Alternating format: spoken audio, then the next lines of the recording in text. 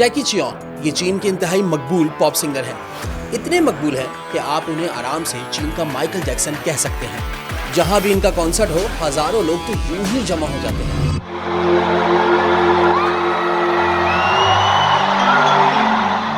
7 अप्रैल 2018 की शाम भी एक ऐसा ही कॉन्सर्ट नीमचियांग शहर में जारी था। जैकी चियोंग अपना मशहूर गाना समर लव गा रहे थे। 60,000 से शायद अफराद जैकी चियोंग की आवाज से आवाज मिलाकर झूम रहे थे। इस पुरहुजूम कॉन्सर्ट को एक ऐसे शख्स ने फरार का मौका जाना जिसने कुछ देर पहले ही करोड़ों युआन का ऑनलाइन फ्रॉड किया था। उस शख्स ने मोबाइल फोन समेत अपने सारे गैजेट्स घर पर छोड़े और घर से 60 मील दूर जैकी चियोंग के कॉन्सर्ट में पहुंच गया। वो बेफिक्र था कि 60,000 से शायद अफराद के हुजूम में उसे कौन ढूंढ सकता है। उसने अभी समर लव की धुन पर झूमना शुरू ही किया था कि इसके दाएं और बाएं 2 पुलिस एहलकार आ पहुंचे। और इससे पहले कि गर्मियों की मोहब्बत मुकम्मल होती, वो नौसरबाज कॉन्सर्ट स्टेडियम से बाहर पुलिस वैन में मौजूद था। आप सोच रहे होंगे कि ये सब कैसे हुआ। शायद इसका घर से ही पीछा किया जा रहा था। नहीं, ऐसा बिल्कुल नहीं था। अगर ऐसा होता तो चाइनीज पुलिस के लिए इसे घर से निकलते ही धर लेना कोई मुश्किल काम नहीं था, क्योंकि उसने घर से निकलने से जरा देर पहले ही किसी को ऑनलाइन स्कैमिंग के जरिए चूना लगाया था।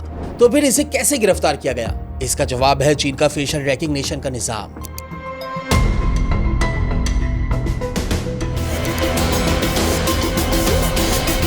चीन में सीसीटीवी कैमरों से जो मॉनिटरिंग हो रही है वो सिर्फ सिक्योरिटी और जराइम की रोकथाम तक महदूद नहीं है, बल्कि इन कैमरों से मुंसलिक चेहरों की शनाख्त के निजाम से हर शहरी की नकलो हरकत, मामूलात और आदतों का रिकॉर्ड रखा जाता है। किसी आम मुल्क के सीसीटीवी मॉनिटरिंग रूम का कोई मंजर हो तो ये सिर्फ एक पुरहुजूम बाजार या चौराहा दिखेगा, मगर चीन के किसी मॉनिटरिंग रूम को देखें तो इसमें हर चेहरे के साथ एक आईडी नंबर भी हरकत करता हुआ नजर आएगा। और अगर मॉनिटरिंग रूम में बैठे किसी एहलकार को किसी शख्स की हरकत और सकनात पर शक हो तो इसकी जन्म कुंडली निकालना सिर्फ एक क्लिक की दूरी पर होता है। यानी वो कहां रहता है, कहां काम करता है, किन लोगों से मिलता जुलता है, कहां आता है, कहां जाता है, इन तमाम चीजों का रिकॉर्ड इसी निजाम से बनता रहता है। मगर ये तो कुछ भी नहीं। इससे बढ़कर यह भी सिर्फ एक क्लिक से पता लगाया जा सकता है कि उस शख्स की क्राइम हिस्ट्री क्या है, स्कूल, कॉलेज, दफ्तर, कारोबार में इसका रवैया कैसा रहता है, बाइक या कार कैसी चलाता है, ट्रैफिक कवानीन पर कितना अमल करता है, कितनी खिलाफ वर्जियां करता है। मगर आपको बताओ, ये भी कुछ नहीं, क्योंकि चीन अपने शहरियों की निगरानी में इससे भी कहीं आगे है। चलें आगे बढ़ने से पहले आपको सरप्राइज शॉक देते हैं। जानते हैं चीन में चेहरे शनाख्त करने का कड़ा मॉनिटरिंग निजाम आज का नहीं है, बल्कि गुज़श्ता 15 साल से काम कर रहा है और 2020 के बाद इसे एक अलग ही लेवल पर पहुंचाने पर काम हो रहा है। यानी अपने शहरियों की निगरानी, कड़ी निगरानी और मुसलसल निगरानी का शिकंजा कसता जा रहा है। ये तो हम आपको पहले ही बता और दिखा चुके हैं कि चीन ने किसी भी चेहरे को इसके नाम और डेटा के साथ जोड़ने का कितना तेज और मौसर निजाम बना रखा है। मगर एआई ने चीनी हुकूमत की मॉनिटरिंग को 2 धारी तलवार बना दिया है और अब मोबाइल फोन मॉनिटरिंग की बदौलत चीनी हुकूमत अपने शहरियों की ऑनलाइन ट्रांजैक्शन पर भी मुकम्मल नजर रखती है। वो कितना कमाता है, कहां खर्च करता है, यानी उसकी स्पेंडिंग हैबिट्स कैसी हैं, और फिर उसके जरिए चीनी शहरियों की दर्जाबंदी भी की जाती है। यानी कि मॉनिटरिंग रूम में बैठा शख्स साथ ही ये भी देख रहा होता है कि मार्केट में चहलकदमी करने वाला शख्स कितने रेटिंग पॉइंट्स का शहरी है। चीनी शहरियों को 950 पॉइंट में से नंबर दिए जाते हैं। 700 के करीब स्कोर को अच्छा समझा जाता है, जबकि 500 या इससे कम स्कोर को अच्छा नहीं माना जाता। यूं समझ लें कि यह दर्जाबंदी एक बैंक की क्रेडिट रेटिंग की तरह काम कर रही है। आगे बढ़ने से पहले एक और चीज को समझना आपके लिए बहुत जरूरी है, क्योंकि जिस तरह चीन ने अपने शहरियों पर नजर रखी हुई है, इसी तरह रफ्तार की भी अपने नाजरीन पर गहरी नजर है। हमारे बहुत सारे नाजरीन खामोशी से रफ्तार की वीडियो को देखते हैं, मगर रफ्तार की हौसला अफजाई किए बगैर ही चले जाते हैं। तो रफ्तार को सब्सक्राइब कीजिए एक ऐसे वक्त में जब पाकिस्तान में इंडिपेंडेंट जर्नलिज्म की स्पेस बहुत कम हो गई है। रफ्तार मुश्किल हालात में भी इंडिपेंडेंट जर्नलिज्म की शम्मा जलाए हुए है, क्योंकि रफ्तार एक मूवमेंट फॉर सोशल चेंज है। हमें अपना काम इसी शिद्दत और मेहनत से करने के लिए इसे देखने वालों की हौसला अफजाई और सपोर्ट की बहुत जरूरत है। रफ्तार के पैट्रियन मेंबर बनिए, जिसका लिंक डिस्क्रिप्शन में मौजूद है।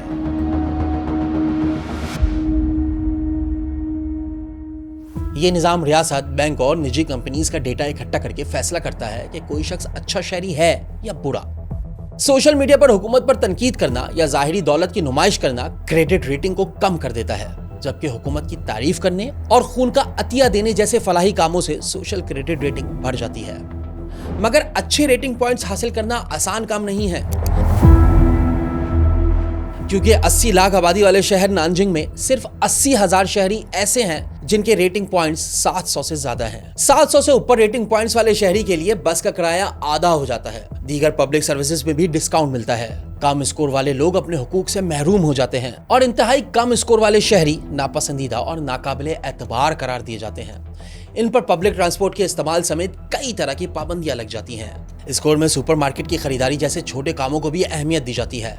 इलेक्ट्रॉनिक अदायगी से सिगरेट या बियर खरीदना स्कोर को गिरा देता है, लेकिन बच्चों के डायपर और दूध खरीदना यह जाहिर करता है कि शहरी एक जिम्मेदार पेरेंट है। चीनी हुकूमत का यह ख्याल है कि इसी डेटा को इस्तेमाल करके एक मोरल सोसाइटी यानी एक बेहतर माशरा तामीर कर रहे हैं। एक चीनी सहाफी लियू हो ने हुकूमती शख्सियात के करप्शन स्कैंडल पर एक स्टोरी की। इसके खिलाफ हतक इज्जत का मुकदमा दायर किया गया, जिसकी वजह से इसके क्रेडिट रेटिंग इतनी कम हो गई कि वो ब्लैक लिस्ट हो गया, जिसका इल्म उसे जब हुआ जब वो बस स्टेशन में टिकट लेने पहुंचा। यानी ब्लैक लिस्ट होने की वजह से इस पर जो पाबंदियां लगी, उनमें पब्लिक ट्रांसपोर्ट में सफर भी शामिल था।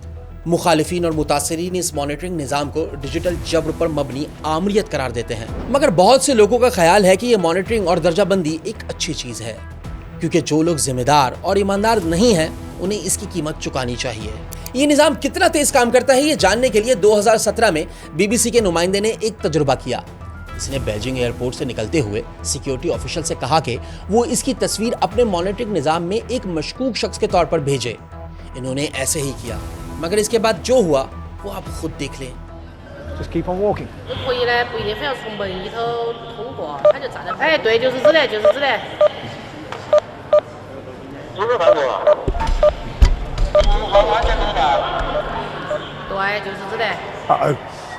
Right behind me, you can see just over my left shoulder there. Hello, guys. Waiting. I've been expecting you. Maybe these guys aren't in on the joke. क्योंकि ये सर्वेलेंस कैमरे चीनी हुकूमत की वो आंख हैं जो कभी बंद नहीं होती, मगर कैमरे तो सिर्फ एक हार्डवेयर है। शहरियों के असल खौफ की वजह इस हार्डवेयर को कंट्रोल करने वाला सॉफ्टवेयर स्काईनेट है। 2005 में शुरू होने वाला निगरानी का ये प्रोग्राम रिहायशी इमारतों, सड़कों, बाजारों और रेलवे स्टेशनों और एयरपोर्ट्स के कैमरों को पुलिस के मरकजी डेटाबेस से जोड़ता है। चीनी मीडिया का दावा है कि ये निजाम चीन की पूरी आबादी को एक सेकंड में 99.8% एक्यूरेसी के साथ स्कैन कर सकता है। स्काईनेट के बाद कम्युनिस्ट पार्टी की चीनी हुकूमत अपने शहरियों की निगरानी का एक और प्रोग्राम भी लेकर आई, जिसका नाम था शारपाई। ये देही इलाकों की सर्वेलेंस का प्रोग्राम है। इस प्रोग्राम का नाम चेयरमैन माओ के नारे से लिया गया है, जिसमें उन्होंने कहा था अवाम की आंखें तेज हैं। और चेयरमैन माओ के इस नारे का मकसद था कि हर शहरी को अपने हमसाये पर नजर रखनी है। हमारे नाजरीन की अक्सरियत जेनजी से ताल्लुक रखती है और इन नौजवानों ने वो जमाना नहीं देखा कि जब दुनिया के नक्शे पर बहुत सारे कम्युनिस्ट मुल्क मौजूद थे और शहरियों की जासूसी इस हद तक पहुंच गई थी कि बीवियां शोहरों और भाई भाई की मुखबरी कम्युनिस्ट हुकूमतों को किया करते थे। अगरचे चीन तब्दील हुआ है, मगर कम्युनिज्म का ये जौहर अब भी मौजूद है। इस शारपाई प्रोग्राम के तहत घरों में भी मॉनिटरिंग टीवी बॉक्सेस लगाए गए हैं, ताकि वो अपने पड़ोस में हर चीज पर नजर रखें। कोई मशकूक अमल देखें तो एक बटन दबा दें। यानी चीनी हुकूमत ने हर शहरी को ही कैमरे का सॉफ्टवेयर बना लिया है। चीन के मुसलमान अक्सरियती सूबे सिंगयांग, जहां 80% उइगुर मुसलमान आबाद हैं, वहां इस शिद्दत की सर्वेलेंस है कि चीन की मिसाल शायद शुमाली कोरिया के अलावा कहीं मौजूद नहीं है। स्मार्टफोन सरकारी स्पाईवेयर इंस्टॉल किए बगैर इस्तेमाल ही नहीं किया जा सकता। हर चंद सौ मीटर पर मुसलमानों का चेहरा स्कैन होता है। मसाजिद 24 घंटे कैमरों की नजर में होती हैं। मसाजिद में क्या बात की गई, आवाज का उतार चढ़ाव और चेहरे के तासुरात सब कुछ रिकॉर्ड होता है और इस डेटा का AI से तज्जिया भी किया जाता है और इस डेटा एनालिसिस के नतीजे में जो भी मशकूक ठहरता है इसे बगैर किसी मुकदमे के हिरासती कैंप में मुंतकिल कर दिया जाता है। 2018 में ह्यूमन राइट्स वॉच ने बताया कि कम्युनिस्ट चीनी हुकूमत पहले तो उइगुर मुसलमानों को बेईमाना तशद्दुद और जब्र के जरिए कंट्रोल करती थी, मगर अब वायलेंस की जगह डिजिटल प्रोफाइलिंग ने ले ली है। सिंगयांग के मुसलमानों की निगरानी के लिए इंटीग्रेटेड ज्वाइंट ऑपरेशंस नामी टूल बनाया गया है। जिसे चीनी हुकूमत मुसलमानों की नजरियाती सफाई का नाम देती है। अगर कोई शख्स दाढ़ी रखता है, नमाज पढ़ता है या बैरून मुल्क से राब्ते रखता है तो ऐप इसे मशकूक करार देती है और फिर इसे हिरासती मरकज भेज दिया जाता है। ह्यूमन राइट्स वॉच की इस रिपोर्ट में एक वाकये का जिक्र भी मौजूद है।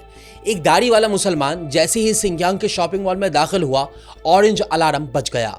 फौरन ही पुलिस आई और इसे पुलिस स्टेशन ले गई और इसे नहीं बताया गया कि इसने क्या गलती की है। इसने वाकया चीन से बाहर निकलने के बाद ह्यूमन राइट्स वॉच को बताया। In total, I spent about a month in different jails. I wasn't officially accused of anything or charged with anything. The official paperwork said something like, I was arrested under the suspicion of disrupting the societal order. Then after that, I was basically under house arrest because they marked my ID card.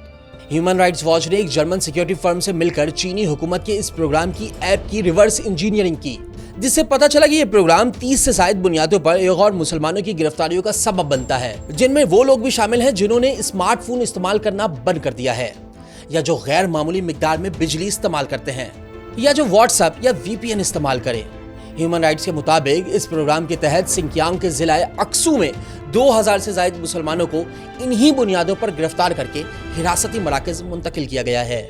बेशतर लोग तवील कैद काटकर वापस आए, सैकड़ों अब भी जेलों में कैद हैं और दर्जनों अफराद लापता हो चुके हैं और इनके खानदानों को इनके बारे में कुछ नहीं बताया जाता। चीनी सिक्योरिटी हुकाम ने सिर्फ इस बुनियाद पर भी ओए गौर मुसलमानों को गिरफ्तार किया कि इनके रिश्तेदार बैरून मुल्क मौजूद हैं या इन्होंने किसी ऐसे मुल्क का सफर किया था जिसे हुकूमत ने खुफिया तौर पर हसास करार दे रखा था। अपने शहरियों की जासूसी तो हर मुल्क ही कर रहा है, मगर कम्युनिस्ट पार्टी ऑफ चाइना ने तो इसे अपना मजहब बनाया हुआ है और अब चीन भर में 70 करोड़ से ज्यादा सर्विलेंस कैमरे हैं, यानी औसतन चीन के हर 2 शहरियों के सर पर एक सर्विलेंस कैमरा मौजूद है। आप सोच रहे होंगे कि अपने शहरियों की इतनी कड़ी निगरानी सिर्फ चीन कर रहा है। जी नहीं, ऐसा बिल्कुल नहीं है। तकरीबन तमाम ममालिक ही टेक्नोलॉजी की मदद से न सिर्फ चीन जितनी बल्कि चीन से भी कई ज्यादा कड़ी निगरानी कर रहे हैं। फर्क सिर्फ इतना है कि चीन ने किसी न किसी हद तक अपने शहरियों को बता दिया है ताकि निगरानी का खौफ कायम रहे, जबकि दीगर सिक्योरिटी एजेंसियां इस बात की हवा भी लगने नहीं देती कि वो शहरियों की प्राइवेसी में किस हद तक दाखिल हो चुकी हैं। मगर एक मिनट, चाहे आप पाकिस्तान के शहर में रहते हो या किसी दूर अफ्तादा गांव में, अब टेक्नोलॉजी ने रियासतों के लिए इंसानों की निगरानी का काम बहुत आसान बना दिया है।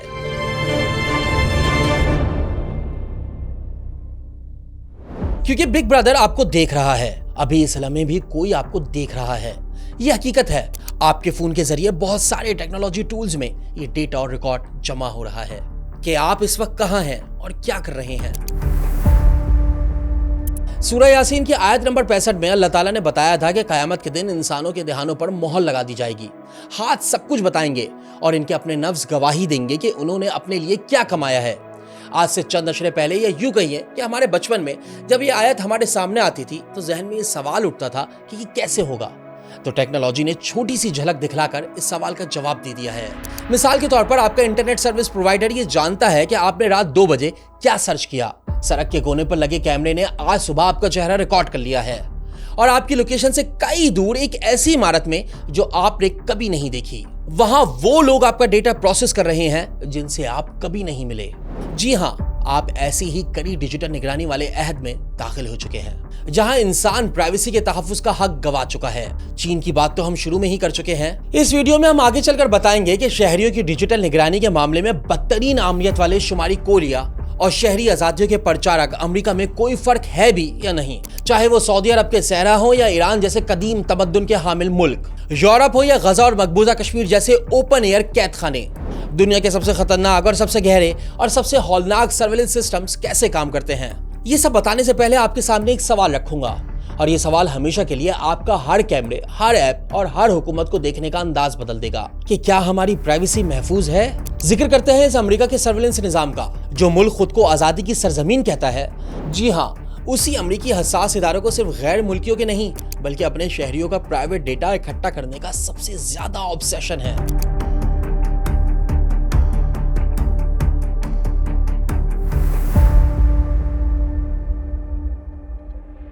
हमने कुछ देर पहले आपको बताया था कि चीन किसी न किसी हद तक अपने शहरियों को आगाह जरूर करता है कि इनकी निगरानी किस तरह की जा रही है, मगर अमेरिका जो टेक्नोलॉजी में चीन से कहीं आगे है वो अपने शहरियों को हवा भी लगने नहीं देता।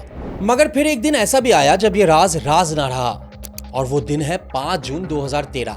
हांगकांग के होटल में एक 29 साल नौजवान एक हार्ड ड्राइव लिए बैठा है और ये ड्राइव एक सहाफी को दे देता है और इसके बाद जो होता है इससे दुनिया के होश ठिकाने आ जाते हैं। इस नौजवान का नाम था एडवर्ड स्नोडेन और इस हार्डवेयर में था 21वीं सदी का सबसे बड़ा सरकारी राज।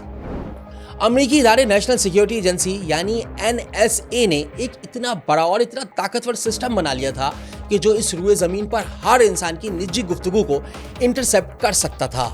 हर इंसान का मतलब है हर इंसान, सिर्फ मशकूक अफराद नहीं, सिर्फ मुजरमान नहीं, बल्कि हर इंसान। यानी इस वक्त भी मेरी और आपकी गुफ्तगू सुनी जा सकती है। और इस प्रोग्राम का नाम था प्रिज्म।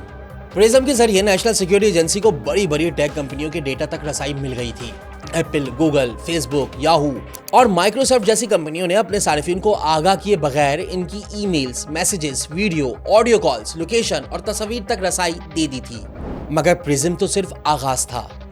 इसके बाद NSA ने शहरियों की निगरानी का एक और प्रोग्राम बनाया और वो प्रोग्राम था एक्स की स्कोर।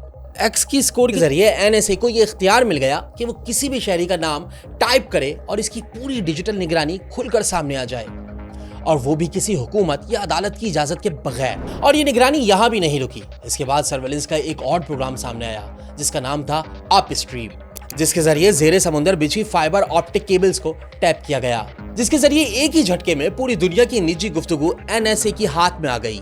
नेशनल सिक्योरिटी एजेंसी ने अमेरिका में होने वाले हर फोन कॉल का रिकॉर्ड रखा, किसने किसे फोन किया और कितनी देर किसने किससे बात की। मवाद नहीं, सिर्फ मेटा डेटा, क्योंकि अक्सर मवाद के बजाय सिर्फ मेटा डेटा ही डॉट कनेक्ट करने और तज्जिए के लिए काफी होता है।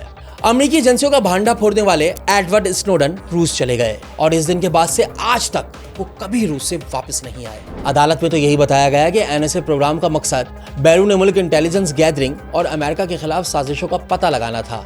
मगर जब NSA एहलकारों के पास ये इख्तियार आया तो क्या हुआ? NSA के एहलकारों ने अपनी गर्लफ्रेंड्स, बीवियों, शौहरों, दोस्तों और कारोबारी हरीफों और शराकतदारों के फोन कॉल सुनी, ईमेल्स पढ़ी, इनके व्हाट्सएप राब्तों और इंटरनेट हिस्ट्री का पता लगाया। The NSA, for the first time, admits some employees have spied on their girlfriends, boyfriends, husbands, and wives, listening to phone calls and checking emails without any valid foreign intelligence purpose.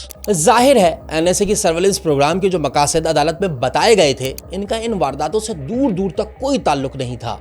NSA एहलकारों ने किस तरह इख्तियारात का नाजायज इस्तेमाल करके किस तरह खुद से मुताल्लिक अफराद की प्राइवेसी को ब्रीच किया, इसके लिए कुछ मिसालें ही काफी हैं। NSA की खातून एहलकार ने अपने शौहर के फोन पर एक गैर मुल्की नंबर देखा जिस पर इसे शक हुआ और इसके बाद इसने अपने शौहर की कॉलें सुनी। इसके नतीजे में इनकी शादी खत्म हुई और शौहर NSA के खिलाफ अदालत पहुंच गया। इससे पहले कि कोई एक्शन होता, खातून एहलकार मुलाजमत ही छोड़कर चली गई। इसी तरह NSA के एक और जासूस ने अपनी एक्स की ईमेल एड्रेस सिस्टम में डालकर छानबीन की और जब वही सब करते हुए पकड़ा गया तो ये बहाना बनाया कि ये तो सिस्टम की प्रैक्टिस कर रहा था। मजे की बात यह है कि जो लोग ये सारे काम करते हुए पकड़े गए उन्हें 2 माह की तनख्वाह की कटौती से ज्यादा कोई सजा नहीं मिली। 2020 में अमेरिका की एक अदालत ने फैसला दिया कि NSA के मास सर्वेलेंस के प्रोग्राम गैर कानूनी थे और अमेरिकी अदालत ने यह भी करार दिया कि जिन इंटेलिजेंस अफसरान ने अवामी तौर पर इनका दिफा किया वो झूठ बोल रहे थे। The press claimed evidence of thousands of privacy violations. This is false and misleading. शुमाली कोरिया एक ऐसी रियासत है जिसके शहरी कम्युनिज्म और फर्द वाहिद की आमरीत की 2 धारी तलवार के साए में गुज़श्ता 60 साल से जी रहे हैं। सर्द जंग के बाद से शुमाली कोरिया को भी ईरान की तरह मगरबी ताकतों की पाबंदियों का सामना रहा। ये रियासत हर शहरी को गद्दारी की नजर से देखती है। मौजूदा डिक्टेटर किम जोंग उन 2011 में अपने वालिद के इंतकाल के बाद से बरसरे इक्तदार हैं। इससे पहले इनके वालिद 17 साल और इससे पहले इनके दादा 28 साल बरसरे इक्तदार रहे। अवाम को जबर के साथ दबाकर रखना 3 पुश्तों से इस आमरीत का खासा है। मौजूदा डिक्टेटर किम जोंग उन एक ऐसे वक्त में सदर बने जब दुनिया टेक्नोलॉजी की बदौलत डिजिटल सर्विलेंस के नए दौर में दाखिल हो चुकी थी, मगर शुमाली कोरिया ने इसे सबसे ज्यादा सख्ती के साथ इस्तेमाल किया। शुमाली कोरिया में वो इंटरनेट दस्तयाब नहीं है जो मैं या आप या यूं कहें कि पूरी दुनिया इस्तेमाल करती है। शुमाली कोरिया के रहने वाले ऐसा इंटरनेट इस्तेमाल करते हैं जो मुल्क की जोग्राफियाई हुदूद से बाहर बराह रास्त कनेक्टेड नहीं है और इस इंटरनेट पर सिर्फ सरकार की मंजूर शुदा 30 वेबसाइट्स खुलती हैं। शहरियों के पास स्मार्टफोन्स तो हैं मगर इनमें हुकूमत का स्पाईवेयर इंस्टॉल होता है जो वक्फे वक्फे से स्क्रीनशॉट लेकर एक फोल्डर में महफूज करता रहता है और इस फोल्डर तक फोन के मालिक के बजाय सिर्फ हुकूमत की ही रसाई होती है। हर कॉल, हर SMS मॉनिटर होता है। एक ऐसा फोन रखना जो जनूबी कोरिया या चीन का सिग्नल कैच करे, ऐसा जुर्म है जिसकी सजा मौत है। किसी और जरिए से जनूबी कोरियन ड्रामे देखने की सजा 5 साल कैद है। और अगर किसी ने शुमाली कोरिया में चलने वाली मैसेजिंग ऐप के जरिए जनूबी कोरिया ड्रामा शेयर कर दिया तो ये जुर्म इसे फायरिंग स्क्वाड के सामने पहुंचा देता है। 2024 में सामने आने वाली एमनेस्टी इंटरनेशनल की रिपोर्ट के मुताबिक सिर्फ कोरियन ड्रामा देखने पर दर्जनों शहरियों को चौराहों पर लटकाया जा चुका है। इन फांसियों के गवाह ने UN के ह्यूमन राइट्स वॉच को बताया कि शुमाली कोरिया के हुक्मरान कम्युनिस्ट जमात वर्कर्स पार्टी के एहलकार खुद भी ये ड्रामा छुप कर देखते हैं। फरवरी 2026 में शुमाली कोरिया ने ऐसे दर्जनों नौजवानों को फांसी दी जो छुपकर जनूबी कोरिया की मकबूल तरीन सीरीज स्क्विड गेम्स देख रहे थे। शुमाली कोरिया के जासूसी निजाम ने नौजवानों के स्क्विड गेम देखने का पता उस स्पाईवेयर से लगाया था जो इनके गैजेट्स में इंस्टॉल थे। जनूबी कोरिया के मशहूर म्यूजिक बैंड K-पॉप के गाने देखने पर भी स्कूल के बच्चों को फांसियां दी गई हैं।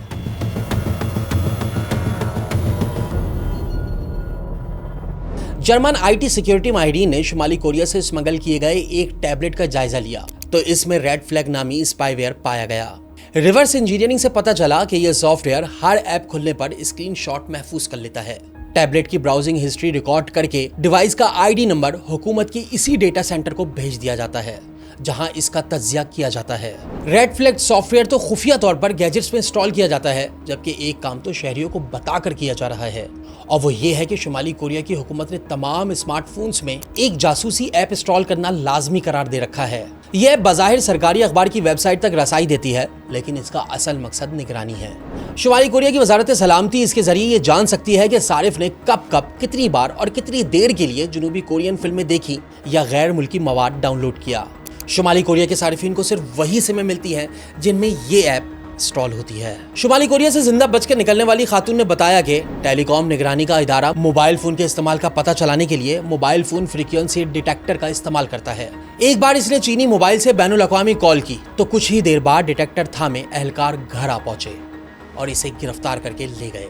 शुमाली कोरिया की हुकूमत मोबाइल फोन जाम करने और फ्रीक्वेंसी का पता चलाने पर करोड़ों डॉलर खर्च करती है। चीन की तरह शुमाली कोरिया में भी चेहरे शनाख्त करने का निजाम मौजूद है और गाड़ियों की नंबर प्लेट शनाख्त करने का भी, मगर शुमाली कोरिया के अंदर से इन चीजों की तफसीलात कभी सामने नहीं आती।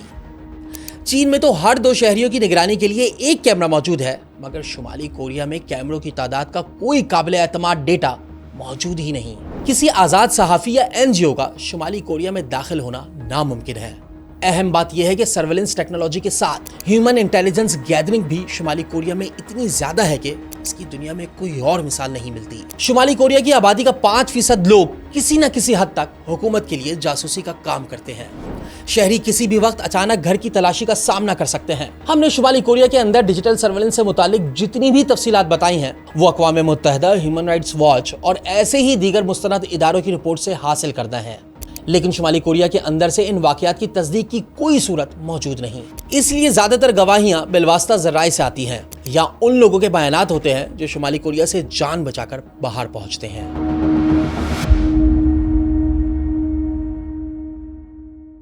इसराइल एक छोटा सा मुल्क है, मगर सर्वेलेंस टेक्नोलॉजी में पूरी दुनिया को पीछे छोड़ चुका है। इसराइल जासूसी के आलात पूरी दुनिया को फरोख्त करता है, यानी इसराइल के लिए पूरी दुनिया जासूसी के आलात और सॉफ्टवेयर्स की मार्केट है। और गजा और मगरबी किनारे जैसे फलस्तीनी इलाके इसराइल की इन टेक्नोलॉजीज का टेस्टिंग ग्राउंड। खास तौर पर गजा में इसराइली टेक्नोलॉजी सिर्फ जासूसी नहीं कर रही, बल्कि ये फैसले भी कर रही है कि किस फलस्तीनी की जिंदगी बाकी रहेगी और किसकी नहीं। आर्टिफिशियल इंटेलिजेंस के तहत चलने वाले सॉफ्टवेयर्स फलस्तीनियों को हदफ के तौर पर शनाख्त करके निशाना बना रहे हैं। ऐसा करते हुए इस बात की कतई कोई परवाह नहीं की जाती कि हदफ के साथ कोलेटरल डैमेज में कितने फलस्तीनी बच्चों और खवातीन की जानें जाएंगी। यही वजह है कि गजा जंग के दौरान शहीद होने वाले फलस्तीनियों में 65% खवातीन और बच्चे हैं। ये सारा काम इसराइली फौज का लेवेंडर नामी सॉफ्टवेयर करता है, जिस पर रिपोर्ट शाया करने वाले जरीदे ने इसे मौत का कैलकुलेटर और एल्गोरिथमिक मौत की सजाएं देने का निजाम करार दिया। लेवेंडर सिर्फ डेटा इकट्ठा नहीं करता, बल्कि किसी भी फलस्तीनी की डिजिटल सरगर्मी और फोन राब्तों की बुनियाद पर किसी भी फलस्तीनी का एक स्कोर तय करता है और फिर एक मशीन 20 सेकंड में इस फलस्तीनी को मुमकिन हदफ करार दे देती है, जिसके बाद इंसानी अफसर को इस हदफ को निशाना बनाने की सिर्फ रस्मी मंजूरी देना होती है। यानी इसराइल में फलस्तीनियों की जिंदगी और मौत का फैसला सिर्फ 20 सेकंड में एक मशीन कर रही है और दुनिया जो इसराइली जासूसी आलात की खरीदार है, इसे इस बात की कोई परवाह नहीं है कि इसराइल फलस्तीन के अंदर क्या कर रहा है। फलस्तीनी जरीदे मैग 972 के मुताबिक AI ड्रिवन सॉफ्टवेयर लेवेंडर के जरिए 37,000 फलस्तीनियों को शनाख्त करके निशाना बनाया गया था। इन तमाम अफराद की शनाख्त और दर्जाबंदी मोबाइल फोन राब्तों, सोशल मीडिया एक्टिविटी और दीगर डेटा की बुनियाद पर की गई थी। इसराइली फौज लेवेंडर के साथ गॉस्पेल नामी सॉफ्टवेयर भी इस्तेमाल कर रही है।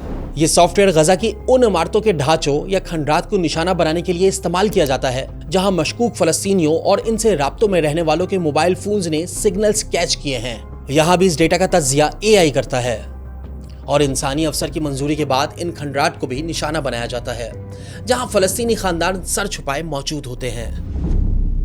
इसराइली टेक्नोलॉजी कंपनी NSO ने दुनिया का सबसे ताकतवर कमर्शियल स्पाईवेयर बनाया है जिसे आज लोग पेगासस के नाम से जानते हैं। पेगासस किसी फोन में दाखिल हो जाए तो यूजर के किसी लिंक पर क्लिक किए बगैर ही डेटा सॉफ्टवेयर ऑपरेटर को दे देता है। आपके मैसेजेस, आपकी ईमेल्स, आपकी तस्वीर, आपके राब्ते, आपका माइक्रोफोन, आपका कैमरा, सब कुछ पेगासस चलाने वाले के कंट्रोल में होता है, चाहे आपका फोन बंद ही क्यों ना हो।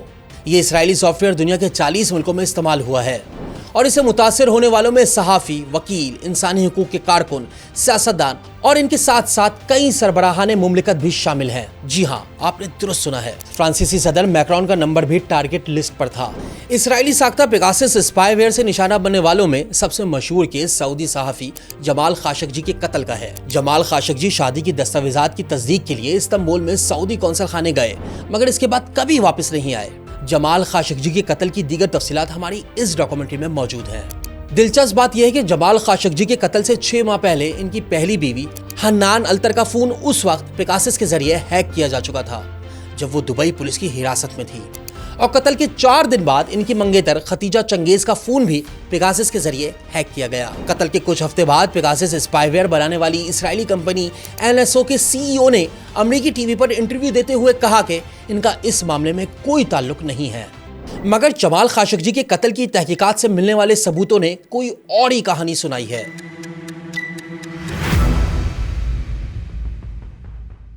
ईरान इसराइल जंग के 100 दिन मुकम्मल होने पर अल जजीरा टीवी ने एक चश्मकुशा रिपोर्ट शाया की कि मोसाद ने अमेरिकी महकमा खारजा और पेंटागन के हुक्काम की जासूसी में इस हद तक इजाफा कर दिया है कि ट्रंप इंतजामिया भी परेशान हो गई है। रिपोर्ट के मुताबिक पेंटागन ने इसराइली जासूसी के खतरे को हाई से बढ़ाकर क्रिटिकल कर दिया है।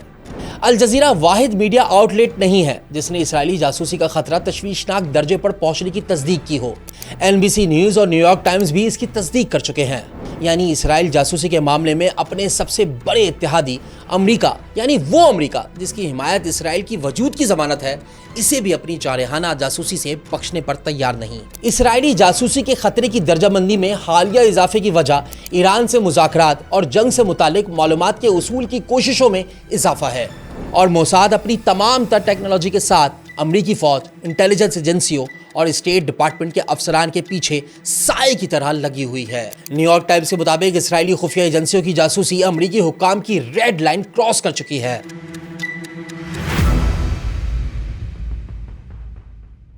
UAE और दीगर खलीजी रियासतें हालिया ईरान जंग की वजह से माशी दबाव का सामना कर रही हैं, मगर यह भी एक हकीकत है कि इन रियासतों के पास बेपनाह दौलत है और इस दौलत का बड़ा हिस्सा जासूसी के जदीद निजाम पर खर्च होता है।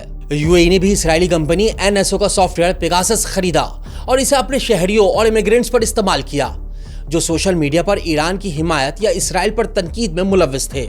UAE की जानिब से इसराइली कंपनी NSO के स्पाईवेयर के इस्तेमाल की तस्दीक तो जमाल खाशोग्जी के कत्ल की तहकीकात के वक्त ही हो चुकी थी, मगर इस बात का भी कभी इम्कान है कि इमारात में रहने वालों के मोबाइल फोन की मॉनिटरिंग के लिए भी लेवेंडर जैसे सॉफ्टवेयर इस्तेमाल किए गए जिनसे इसराइल फलस्तीनियों के फोन्स को मॉनिटर करता है, क्योंकि UAE में मुकीम ऐसे तमाम अफराद को डिपोर्ट किया गया जिनके सोशल मीडिया पर ऐसी पोस्टें मिली हों या इन्होंने ईरानी फिजाई हमलों से होने वाले नुकसानात की वीडियो सोशल मीडिया या व्हाट्सएप पर शेयर की हों। और डिपोर्ट होने वालों में पाकिस्तानियों की भी बड़ी तादाद शामिल है जिसमें अक्सरियत एक मखसूस कम्युनिटी की है, जिसकी तफसील आप रफ्तार की इस पॉडकास्ट में देख चुके हैं। अभी कुछ देर पहले ही हमने बताया कि इसराइल अपने सबसे बड़े इत्तेहादी अमेरिका की किस किस तरह जासूसी करता रहा है। इस मामले में खलीज में इसराइल का इत्तेहादी मुत्तहिदा अरब अमारात भी पीछे नहीं रहा, जिसका इंकशाफ राइटर्स ने 2019 में अपनी इन्वेस्टिगेशन रिपोर्ट में किया था। रिपोर्ट में बताया कि अमारात ने NSA के साबिक एहलकारों को भारी तनख्वाहों पर यह कहकर भर्ती किया कि इन्हें दहशतगर्दी की निगरानी के लिए सर्विलेंस निजाम बनाना है। इस खुफिया प्रोजेक्ट का नाम प्रोजेक्ट रेवन था। इस प्रोजेक्ट में काम करने वाले अमरीकी अबू धाबी में बैठकर सहाफियों, सियासतदानों और इंसानी हुकूक के कारकुनों के गैजेट्स हैक करके डेटा जमा करते थे। NSA के साबिक एहलकारों ने राइटर्स को बताया कि इनसे कहा गया था कि यह प्रोजेक्ट दहशतगर्दों के खिलाफ है, मगर दर हकीकत हम अपने ही हमवतन अमरीकियों को हैक कर रहे थे। 3 अमरीकी ऑपरेटिव्स ने बाद में जुर्म कबूल किया और $17 लाख जुर्माना देकर सजाए कैद से बचे।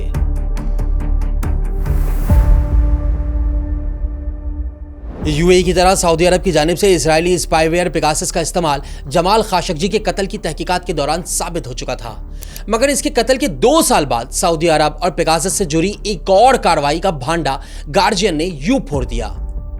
जनवरी 2020 में आने वाली रिपोर्ट में गार्जियन ने बताया कि दुनिया के अमीर तरीन अफराद में शामिल अमेज़न के मालिक जेफ बेजोस का स्मार्टफोन भी पेगासस के जरिए हैक किया गया था।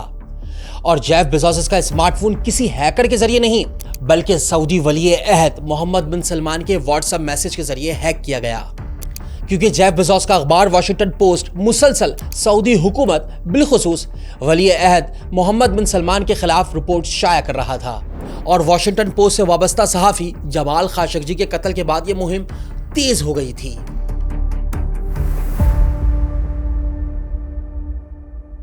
मिस्र तो है ही फिरौनों की सरजमीन।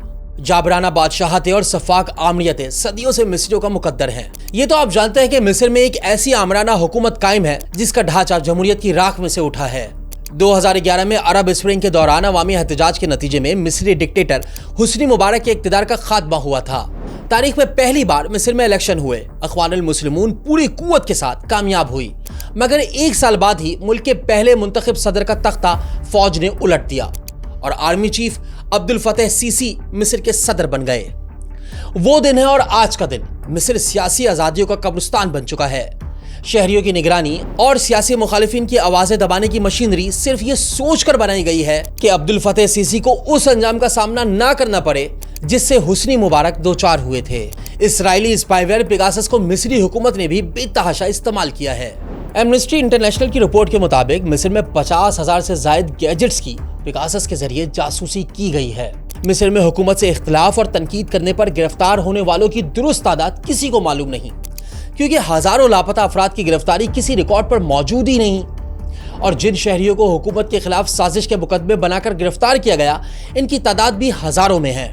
बेशतर अफराद की सोशल मीडिया पर सरगर्मियों की निगरानी पेगासस के जरिए ही की गई है। बाद में मिस्री हुकूमत ने फिनफिशर और प्रीडेटर नामी सॉफ्टवेयर भी इन्हीं मकासद के लिए इस्तेमाल किए और इन तमाम मुखालिफाना आवाज़ों को खामोश कराया, चाहे वह अख्वानुल मुस्लिमीन के इरकान हो या इज़हार राय और इंसानी हुकूक की पामाली पर शोर करने वाले। इन सब का मुकद्दर मिस्र के कैद खाने बने। जनवरी 2023 में मिस्र के 5 टॉप इन्फ्लुएंसर ने जेलों पर एक तंजिया वीडियो बनाई। इस वीडियो के चंद घंटों में ही 70 लाख व्यूज आ गए, मगर कुछ दिन बाद 5 इन्फ्लुएंसर नेशनल सिक्योरिटी एजेंसी के हाथों गिरफ्तार होने के बाद खुद भी जेल में थे।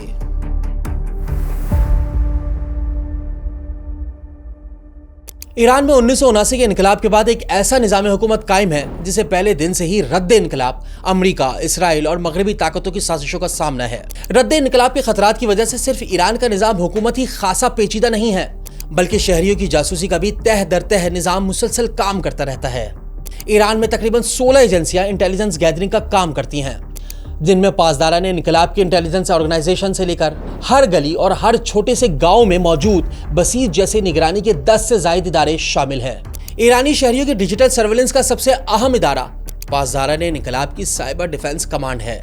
ये शहरियों की सोशल मीडिया अकाउंट की निगरानी, ऑनलाइन सियासी सरगर्मियों की ट्रैकिंग और इंटरनेट पर हुकूमत मुखालिफ हर तरह के मवाद की ट्रैकिंग और ब्लॉकिंग का काम करता है। इस इदारे के साथ ईरान की साइबर पुलिस ऑनलाइन सरगर्मियों, सोशल मीडिया अकाउंट्स, साइबर जराइम और इंटरनेट सर्फिंग की निगरानी करती है। वजारत इत्तलात भी अपनी अलग साइबर और तकनीकी निगरानी की सलाहियत रखती है और दाखिली मुखालिफिन, सहाफियों और बैरून मुल्क अपोजिशन नेटवर्क्स की निगरानी करती रहती है। 2026 में फ्रांसीसी अखबार ने इंकशाफ किया कि ईरानी हुकूमत कई बरस पहले रूसी कंपनी एनटेक लैब से चेहरों की शनाख्त का सिस्टम फाइंड फेस खरीद चुकी है। रिपोर्ट के मुताबिक रूसी कंपनी से फेशियल रिकग्निशन के सिस्टम्स खरीदने वालों में पासदाराने इनकलाब और ईरानी वजारत इत्तलात से मुंसलिक अफराद शामिल थे।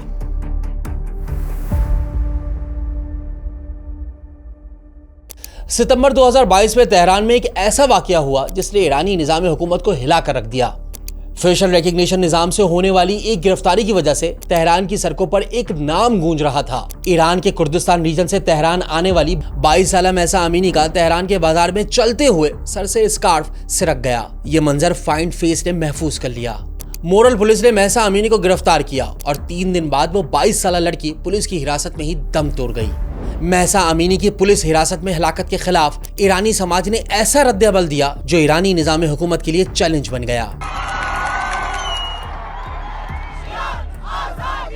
खवातीन अपने स्कार्फ उतार कर हवा में लहराती, वीडियो बनाती और सोशल मीडिया पर पोस्ट कर देती। चंद ही घंटों में सोशल मीडिया पर ऐसी वीडियोस की तादाद हजारों और लाखों में पहुंच गई।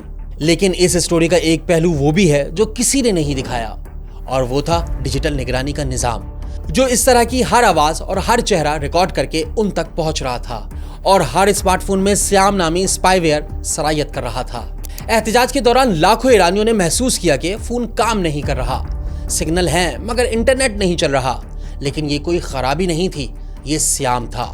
अमेरिकी इदारे इंटरसेप्ट की 2022 की रिपोर्ट के मुताबिक श्याम यानी system of intelligence activity on mobile ईरानी हुकूमत का एक ऐसा हथियार है जिसके जरिए किसी भी फोन की रफ्तार कम या मुकम्मल बंद की जा सकती है। फोन का मुकाम ट्रैक किया जा सकता है। एहतजाज के दौरान तेहरान की सड़कों, बाजार और गलियों में सीसीटीवी कैमरों से मुंसलिक चेहरों की शनाख्त का निजाम भी काम कर रहा था। सिर्फ 3 महीनों में हुकूमत ने 10 लाख खवातीन को ड्रेस कोड की खिलाफ वर्जी के SMS भेजे। इन्हें अदालतों में तलब किया गया। इनकी गाड़ियां जब्त की गईं, सिर्फ इसीलिए कि किसी कैमरे ने इन्हें हिजाब के बगैर देख लिया था। मार्च 2025 में अक़वाम मुत्तहिदा की आज़ाद तहकीकाती कमीशन ने अपनी हतमी रिपोर्ट पेश की। इस कमीशन की सरबराह सारा हुसैन ने अपनी रिपोर्ट में कहा कि महसा अमीनी के कत्ल से शुरू होने वाली तहरीक के दौरान 22,000 से जायद ईरानियों को गिरफ्तार किया गया, 500 से जायद मुजाहिरीन कत्ल किए गए और 7 साल की उम्र तक के बच्चों पर भी तशद्दुद किया गया। इस दौरान ऐसी खिलाफ वर्जियां भी की गईं जो इंसानियत के खिलाफ जराइम की हद को पहुंची हुई थीं। ये सब मुमकिन हुआ निगरानी के इस डिजिटल निजाम की वजह से जिसने एहतजाज में शरीक हर चेहरे को शनाख्त किया। AI की मदद से एहतजाज में शरीक हर फर्द की खिलाफ वर्जी रिपोर्ट तैयार की और ईरानी पुलिस ने एक मजबूत डेटा के साथ हाथ डालकर मुखालिफ आवाजों को दबाने में कामयाबी हासिल की। महसा अमीनी की कहानी एक रियासत की कहानी है जिसने एक औरत की आवाज खामोश कर दी। मगर सवाल यह है कि हमारी औरतें सिर्फ रियासत से खतरे में हैं। हर रोज बेशुमार खवातीन अपने दफातर, फैक्ट्रियों, स्टूडियोज और कॉरपोरेट इदारों में ऐसे रवैयों का सामना करती हैं जो इनकी इज्जत, एतमाद और पेशा वराना तरक्की को मुतासर करते हैं। कभी नापसंदीदा तबसरे, कभी इख्तियारात का गलत इस्तेमाल और कभी खामोशी पर मजबूर कर देने वाला दबाव। हरासमेंट सिर्फ एक फर्द का मसला नहीं, ये पूरे काम के माहौल का मसला है। एक महफूज वर्क प्लेस सिर्फ खवातीन का हक नहीं बल्कि हर इदारे की जिम्मेदारी है, क्योंकि जब औरत खौफ के बगैर काम करती है तो सिर्फ वो नहीं, पूरा माशरा आगे बढ़ता है।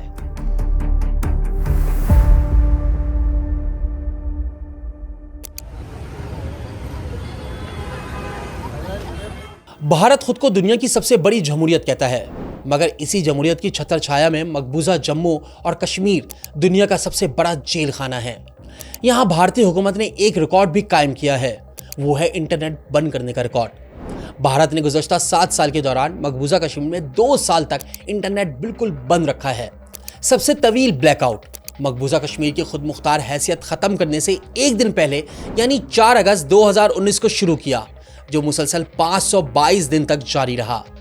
इसी दौरान फोन, इंटरनेट और केबल टीवी मुसलसल बंद रखा गया।